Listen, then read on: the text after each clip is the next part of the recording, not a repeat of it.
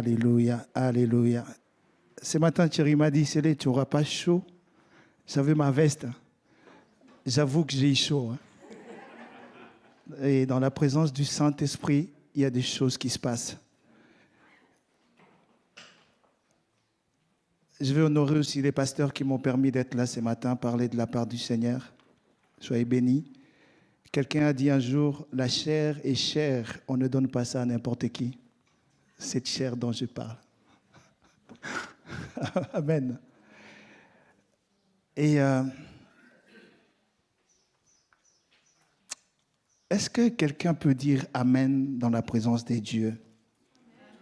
Ça, c'est Amen pour sceller. Amen pour la gloire de Dieu. Et quand on dit Amen, on dit ainsi soit-il. C'est que ce matin, moi, j'ai la conviction que le Saint-Esprit est là. Je ne sais pas qu'est-ce que vous sentez, mais moi, je sens que Dieu est là. Et il veut faire quelque chose pour libérer quelqu'un. Vous savez, chaque jour qu'on va dormir et chaque jour qu'on se réveille, il y a des choses qui se passent. Curieusement, on va tous peut-être pas au même moment, aux mêmes heures pour aller dormir. Mais quand on se lève, souvent, chacun se lève à 5 heures, à 6 heures, à 7 heures. Il y a même ceux qui se lèvent à midi. Mais il y a aussi ceux qui ne se réveillent pas. Ils restent. Et quand ils restent, la vie s'arrête là. Mais alors que nous, on est debout, on est là. Alors que nous, on vit encore une grâce d'être dans sa présence. Et la Bible dit, Dieu aime la louange et l'adoration. Vous savez, tout à l'heure, on était en train de faire des bruits. Je ne sais pas quelle est votre situation. Peut-être que vous êtes en train de dire, oh, mais ça fait tellement des bruits. Égard au ciel, ça fait plus de bruit que ce qui se passe ici. Oh non, mais moi, égard au ciel, les gens dansent pour la gloire du Seigneur. Parce que les gens sont dans la liberté. Sont dans la liberté. Vous savez, à Nazareth, Jésus est entré dans les temples. Il a ouvert, on lui a amené le rouleau, la parole.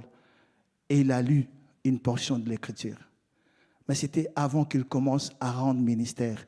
Mais il a proclamé cette parole et cette parole a pris l'effet dans l'immédiat.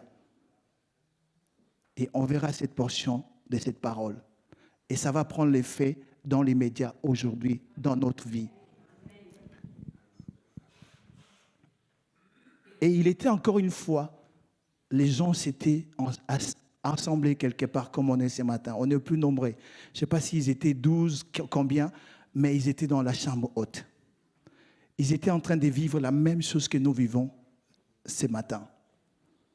Et la Bible dit, ils étaient en train d'attendre ce que le Maître leur avait promis. C'était le Saint-Esprit. Et ces jours-là, quand le Saint-Esprit est descendu, il n'y a personne qui était resté différent. Tout le monde était changé. Tout le monde commençait à se poser des questions. Qu'est-ce qui se passe?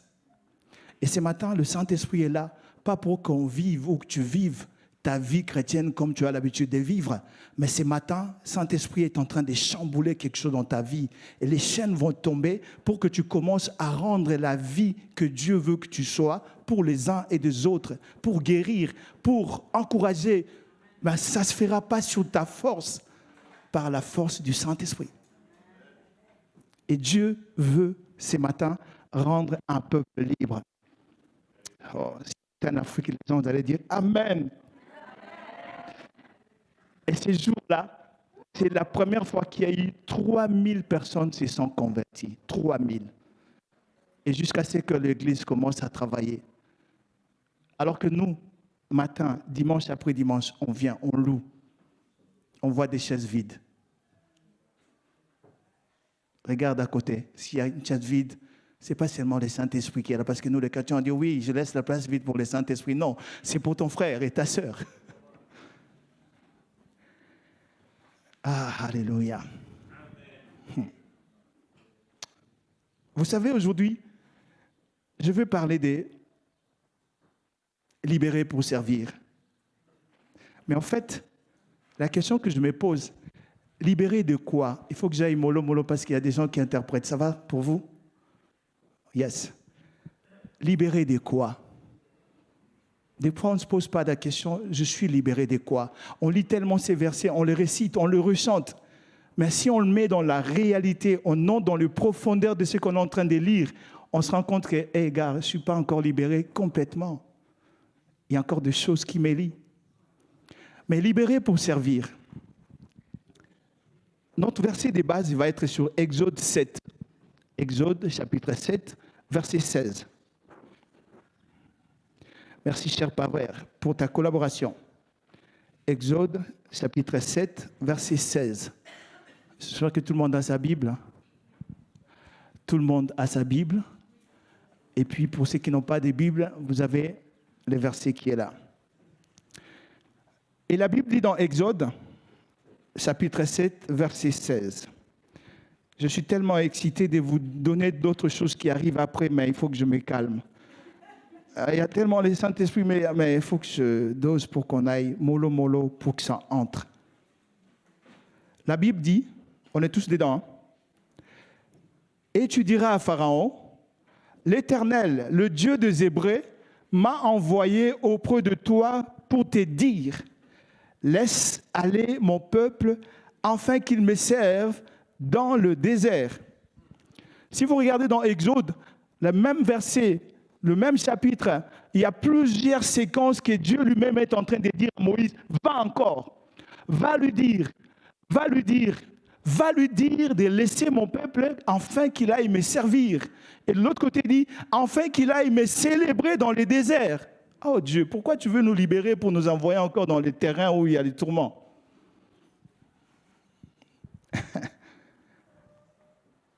Vous savez, la réalité, je suis en train de parler de Exode, je parle de Moïse.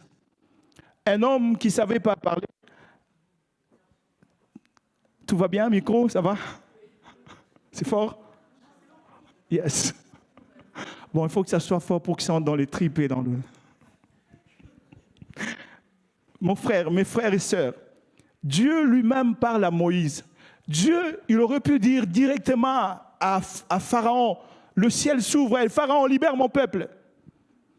Mais Dieu passe par un homme pour aller parler aux démons. Je le présenterai aujourd'hui comme démon. Pharaon. Je m'excuse si ça vous choque, mais l'image des pharaons, c'est l'image de celui qui nous prend en esclave. Celui qui nous prend en esclave, ce n'est pas notre ami, ce n'est pas notre boss, ce n'est pas quelqu'un avec qui je dois être dans la joie de vivre. C'est lui-là qui me martèle, qui me massacre. Il devient mon ennemi. Or, dans la Bible nous parle, l'ennemi, c'est qui? C'est le diable. Vous êtes avec moi? On le verra. Mais Dieu lui-même envoie quelqu'un. Par contre, comment c'est arrivé que les enfants d'Israël soient pris en otage dans ces pays? Ils n'étaient pas nés des esclaves. Ils n'étaient pas nés des esclaves. C'était un peuple, je vous rappellerai dans le contexte, c'est avec Joseph qui est allé en Égypte, dont on connaît l'histoire. Mais avant Joseph, il y a quelqu'un, notre père et tous les chrétiens, Abraham. Abraham était l'ami de Dieu. Il avait une parfaite relation avec Dieu. Mais à cause d'une erreur, je crois que cette erreur-là, il n'a pas fait ça exprès. Mais comme c'était humain, c'était sa chair, son corps, par mégarde, Dieu lui a demandé de faire quelque chose, d'offrir les sacrifices, de prendre les animaux, les morceaux, et puis prendre quelques oiseaux pour poser sur le tabernacle afin de consumer, ou bien faire l'holocauste, prier. Mais en fait, pendant qu'il faisait ça, il s'est fatigué. La Bible dit, il s'est juste endormi quelques minutes. Et dans quelques minutes, les oiseaux sont venus, les bêtes féroces sont venus prendre l'offrande, manger la viande, manger quelque chose. Et la conséquence, on les voit. Dans Genèse 15, 12, 16, vous verrez cette histoire-là. C'est là que Dieu commence par lui donner une punition. Mais même s'il lui a donné la punition aux paroles de malédiction, mais il est resté toujours son ami. Bizarre. Bizarre. Et lui, ta génération sera maudite. Ta génération sera prise en otage. il y a un peuple qui va les assujettir. La conséquence, elle vient de quelqu'un. Pendant que je suis en train de parler ce matin, rappelle-toi juste, frère, je m'excuse de vous tutoyer, mais je vous vois tous les jours, les gens dans mon travail. Mais permettez-moi de vous tutoyer. C'est quand même important qu'on se fasse ça. Pendant que je parle de lien qu'Abraham, à cause de son erreur, il a fait, la génération qui est arrivée sur lui a été victime. Nous avons nos parents qui ont posé des actes. Ce que je suis en train de dire, ça ne concerne pas que les Africains. Ça concerne aussi même toutes les nations.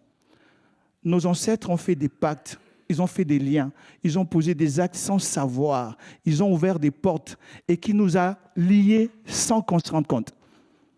Et ces liens nous suivent de génération en génération. Des générations en génération.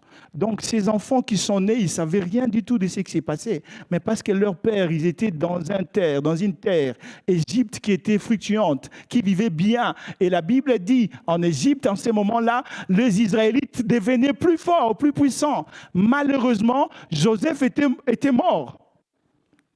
Et le roi Pharaon qui est arrivé à cet instant-là, il n'avait aucun lien, aucun pacte avec Joseph. Qu'est-ce qui se passe? Il voit que c'est un peuple qui est en train de grandir. Il dit non, nous devons faire autre chose, quelque chose. Et c'est là qu'il les a pris en otage.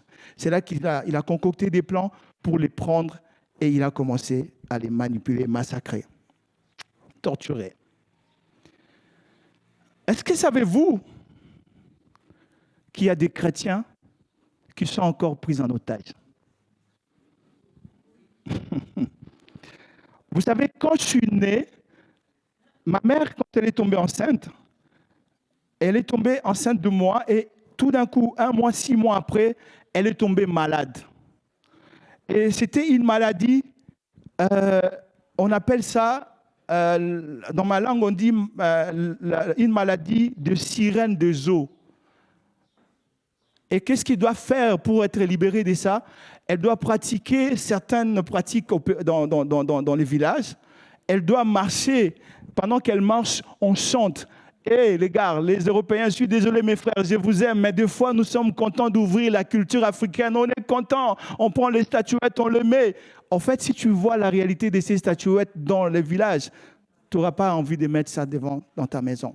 C'est comme aujourd'hui, je n'ai rien contre les Bouddhas, mais vous êtes tous en train d'être remplis des Bouddhas, yoga, vous les mettez dans la maison, mais vous ne savez pas les traditions qui a été imposées pour que les gens commencent à mettre des Bouddhas. Allez dans les magasins indiens, vous trouvez ça pas normal, mais ils ont les statuettes, ils remplissent les bougies et ils les mettent. Ça veut dire quoi? Mais toi, tu dis oui, c'est juste un tableau. Des portes. Mon peuple périt par manque de connaissances. Je ne suis pas contre, mais je suis en train de dire, en posant ces genres des actes, on ouvre des portes. Et elle était malade. Quand je suis né, je tombais tous les jours malade. Alors qu'elle venait de pratiquer ces sexes qu'on lui avait demandé de faire. Donc, je ne devais pas naître avec des maladies. Mais j'étais tout le temps malade. J'étais tellement maigre. Vous savez, aujourd'hui, je vais à l'hôpital avec ma mère. Dans 1 mois, je retourne à l'hôpital. J'avais des maladies, quand je gratte la tête, elle gonfle. Et j'ai souffert tellement, étant petit, hein, mais ma grand-mère, elle voyait ça, elle n'avait plus d'espoir. Elle m'a donné un nom de Akufa Lobi, ça veut dire quelqu'un qui va mourir demain. Mais c'est quelqu'un qui va mourir demain, je suis là devant vous en train de vous parler de la gloire et la grâce de Dieu dans ma vie. Vous comprenez? Et Dieu, il est merveilleux. Ma mère, elle a pratiqué ça, mais je tombais tout le temps malade. Mais la cause de ce que Dieu fait dans ma vie, c'est ça qui me pousse à être libre pour parler de Dieu. Amen. Je suis libéré, guéri, pour qu'aujourd'hui je sois témoin de dire, hé, le Dieu dont on prie, il fait encore des choses. Tu peux dire, aide-moi à partager encore cette pensée à ton frère. Dieu agit encore. Hé, frère, sœur, dis-le s'il te plaît. Merci. Vous savez, j'ai regardé dans le dictionnaire, chercher un peu le mot pharaon. On montre que Pharaon, c'est un roi, c'est un des rois des anciens Égypte. Mais en fait, au total, j'ai regardé, il y avait sur la succession, il y avait 345 pharaons. Je vais arriver. 345. Mais dans les 345, ce n'est pas non plus les 345 qui ont pris en otage tout un peuple. C'est juste un. Un. Hey, ça fait 50 ans, 60 ans que tu es dans le service de Dieu, mais il y a toujours un pharaon qui t'élit. Un. Ça fait tous les jours que tu chantes, tu adores. Ça fait tous les jours que tu parcours tous les enseignements de l'Église en Suisse, en Afrique. Il y a un démon, il y a un pharaon qui t'élit. Si tu regardes vraiment bien, tu ouvres bien tes yeux spirituels, Dieu va te montrer quel est ce pharaon qui t'élit. Et gloire à Dieu parce que ce matin, ce pharaon, il va te libérer. Il va te lâcher parce que c'est ça le plan de Dieu. Il va te libérer pour aller servir. Donc, dans notre contexte, les pharaons aujourd'hui, c'est tout ce qui est lien, tout ce que le diable fait pour nous, tout ce que le diable nous empêche de faire, tout ce que l'ennemi nous pousse à éviter Dieu pour être dans son camp. Quelqu'un a dit, je prie aujourd'hui pour que dans le monde entier, dans les camps du diable, il y a moins du monde, mais que dans le royaume de Dieu, il y a plus d'âmes. C'est qui va le faire?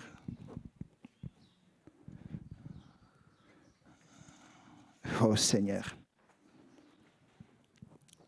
Vous savez, le symbole, l'image des pharaons, je vais aller un peu plus vite.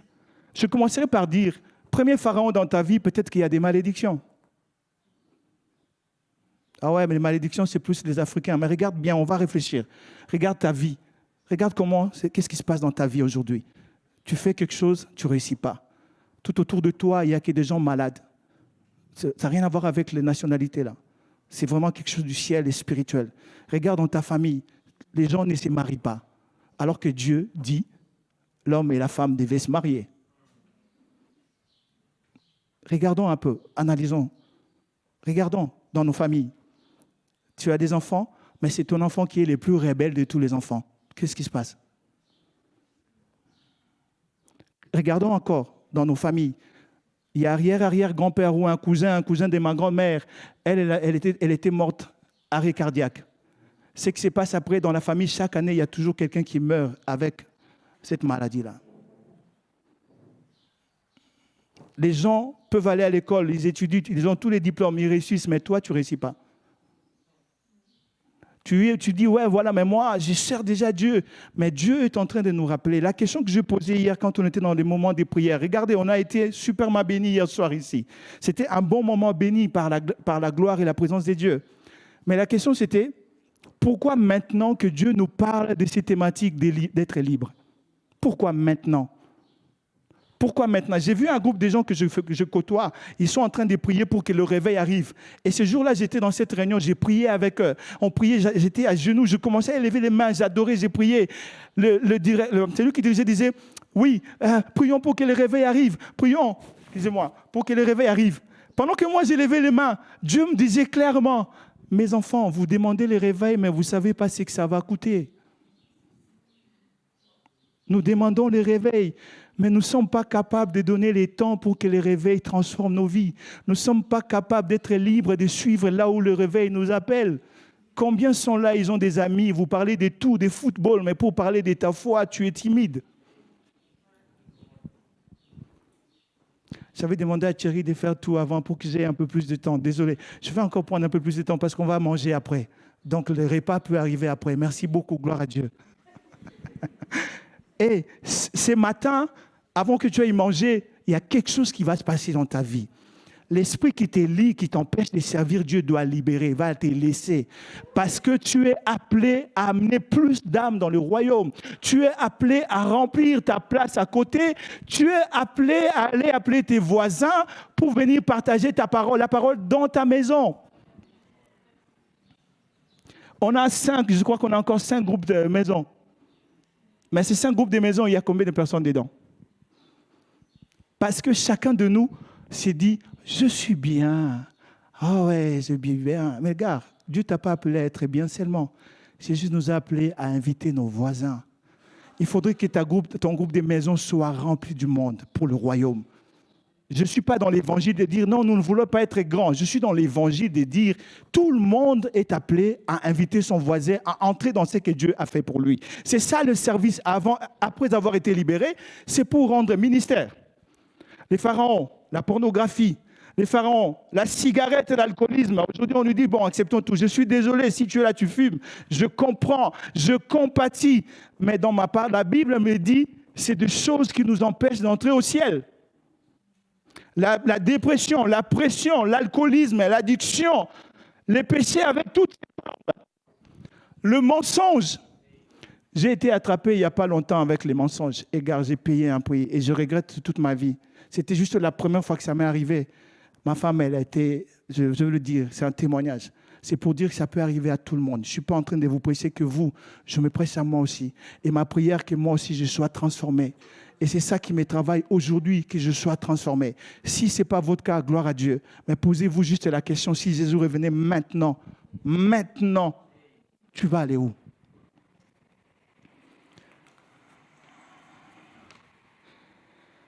Gloire à Dieu parce qu'aujourd'hui, on va prier.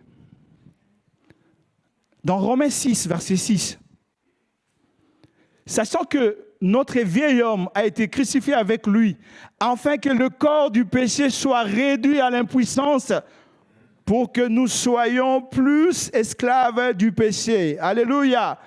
Pour que nous ne soyons plus esclaves du péché. Ça fait 2 ou 3 dimanches qu'on parle de la liberté. Quelles sont les décisions prises?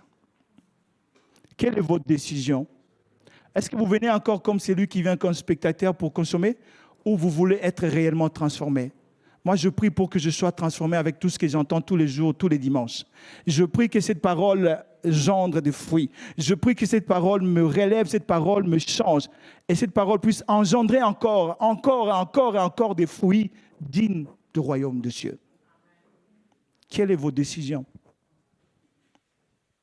Vous savez, le but d'un miracle dans notre vie, c'est pour que ces miracles soient témoignés. Le but de miracle que Dieu fait dans nos vies, ce n'est pas pour qu'on se contente de les garder. C'est pour que tu ailles dire à quelqu'un, « Hey, j'étais souffrant, Dieu m'a guéri. » Ah ouais? Mais Dieu guérit encore. Mais c'est qui c'est Dieu? Est-ce qu'on t'a déjà posé ce genre de questions? Oh, on m'a déjà posé. Si on ne me l'a pas encore posé, je me remets en question. Comment est-ce que je vends mon Christ? Est-ce que Christ m'a rendu réellement libre? Est-ce que je n'ai pas honte de parler de ce qu'il fait dans ma vie? Le but de miracle, le but de la liberté, libération, c'est pour aller servir. Dieu libère un peuple pour aller le servir. Dieu libère un peuple pour aller glorifier son nom.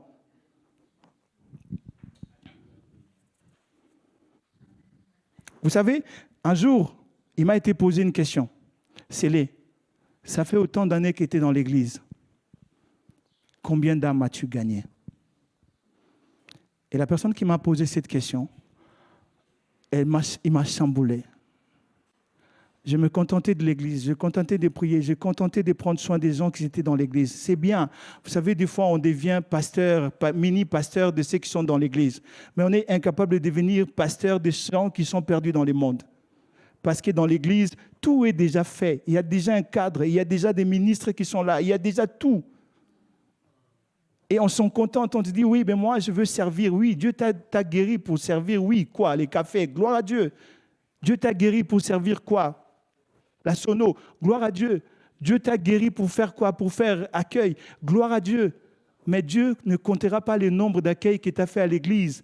Jésus comptera le nombre d'âmes que tu as gagnées par ton petit témoignage, bien-aimé. Les témoignages qui viennent du fond de cœur, de miracles, ça change des vies. Les témoignages que tu donnes timidement, l'Esprit de Dieu sur toi va commencer à toucher le cœur des gens. Et savez-vous qu'il y a beaucoup de gens qui sont liés spirituellement, mais qui sont aussi dans l'église, et il y a certains qui ne sont pas à l'église. Et Dieu cherche qui enverrai-je? Qui enverrai-je pour libérer mon peuple? Qui enverrai-je pour libérer ses voisins? Vous savez, il y a une semaine passée, je vois tous les jours mon même voisin. Et ces jours-là, je ne sais pas qu'est-ce qui m'a pris. C'est un gars lui-même, il s'appelle Jamaïcain. Il a des cheveux bizarres. Et puis quand tu le vois, il a des problèmes avec tout le monde dans l'immeuble. Et quand tu commences à parler, il dit que des grossièretés. J'emmerde tout le monde, excusez-moi les termes. Mais j'étais en défense de lui. Je lui ai dit, frère, qu'est-ce qui se passe dans ta vie? Sais-tu que si tu donnes ta vie au Seigneur, ta vie, elle va changer? Elle m'a dit, ouais, ma mère, c'est une sorcière. Elle veut ma mort. Elle veut me faire ça. J'ai dit, ouais, Jésus est au-dessus des sorcières. Si tu donnes ta vie à Jésus, ces sorciers n'auront plus d'emprise sur toi. Est-ce que Jésus est notre Seigneur et Sauveur ce matin? Ah, je ne mets pas en doute.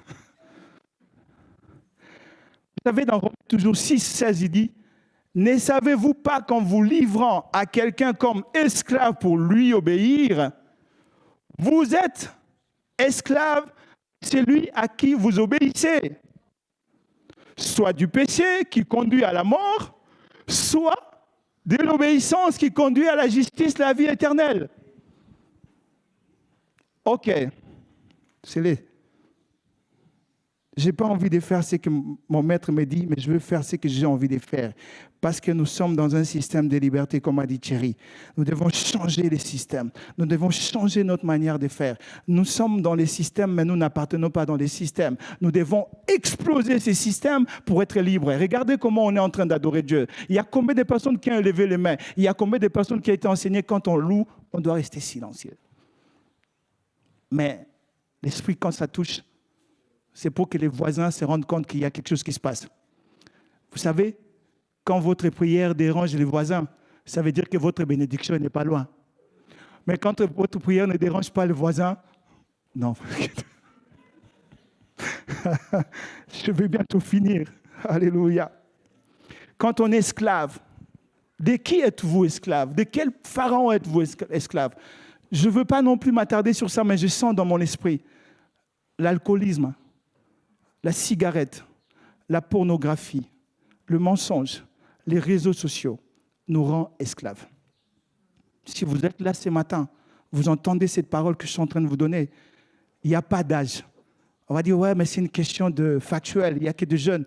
Gars, au ciel, on va tous passer avant d'entrer au ciel, vieux, jeunes, on va être jugés.